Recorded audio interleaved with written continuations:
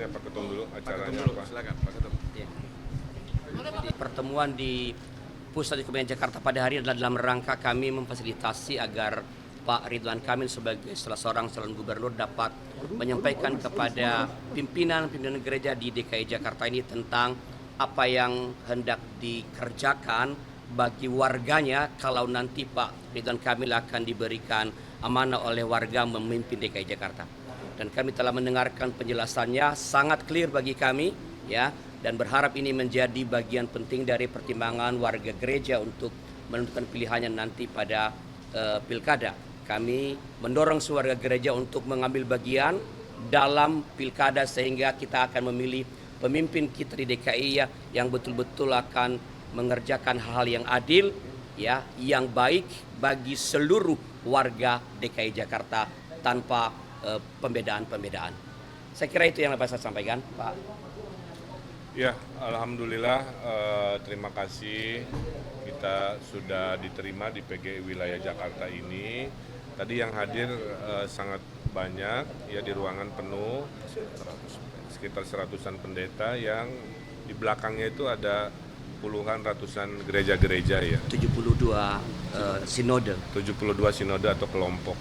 Nah, saya menceritakan yang pertama prinsip bahwa saya adalah pemimpin semua golongan, ayah dari semua warga Jakarta, gubernur yang mengayomi semua agama.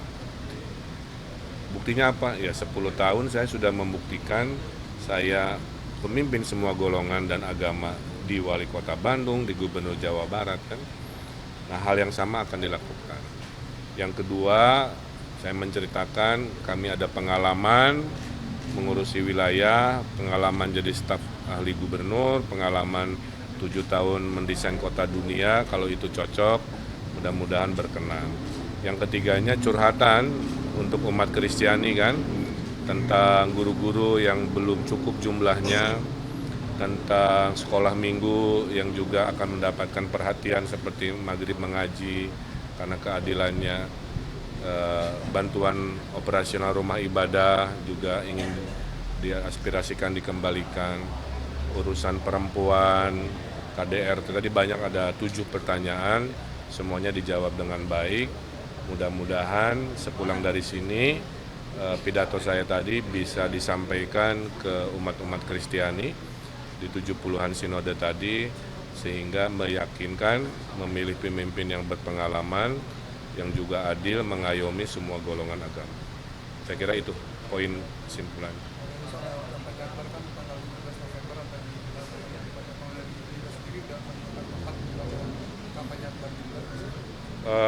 Belum dirapatkan, mungkin pertanyaannya lebih tepat nanti ke Pak Ariza, ya, keputusannya seperti apa, tapi pasti ada.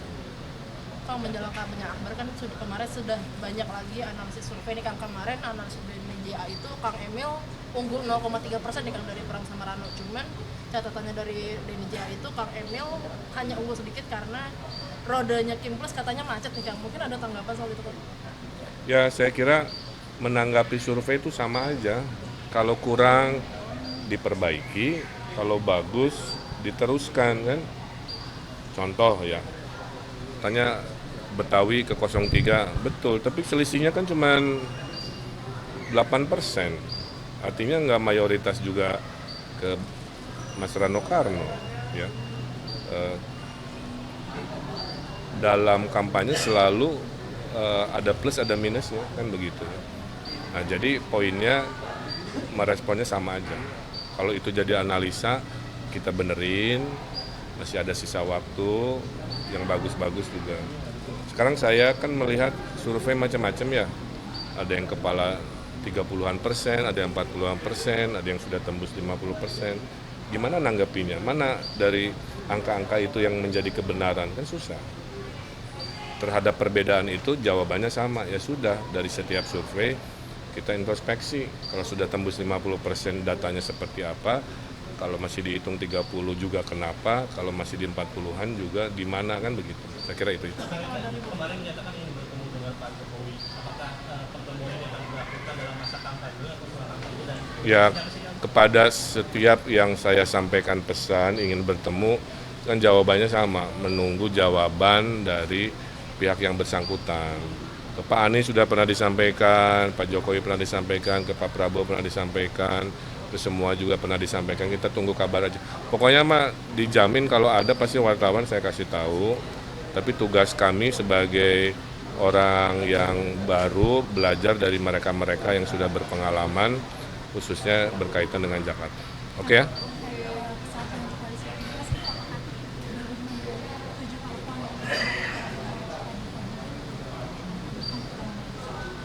Nggak ngerti pertanyaannya gimana? Tadi kan pertemuan kampanye kami dengan 8 orang dari Kipres belum dapat bahan kan?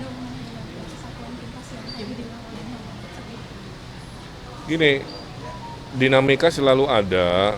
Saya tadi sampaikan dari golongan PDIP yang sudah merapat ke kami juga ada, tapi tidak saya sampaikan terbuka karena buat apa juga, lebih kepada pribadi-pribadi yang bersimpati ke saya kan dari surveinya juga sama. Betul 75% pemilih PDIP kan ke sana. Tapi kan ke kami ada 25%. Paham nggak? Berarti kan ada pemilih PDIP pun yang bersimpati ke Ridho, dan halnya juga sama. Jadi bagi kita itu hal biasa. Tidak ada yang 100% plek solid, tidak ada 100% serap tidak solid. Hal begini biasa.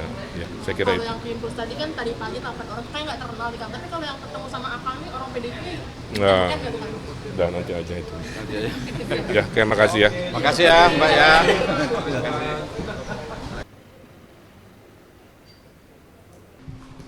Biasanya Pak Ketum dulu acaranya apa? Silakan Pak Ketum. Di pertemuan di Pusat Kementerian Jakarta pada hari ini adalah dalam rangka kami memfasilitasi agar Pak Ridwan Kamil sebagai salah seorang calon gubernur dapat menyampaikan kepada pimpinan gereja di DKI Jakarta ini tentang apa yang hendak dikerjakan bagi warganya kalau nanti Pak Ridwan Kamil akan diberikan amanah oleh warga memimpin DKI Jakarta.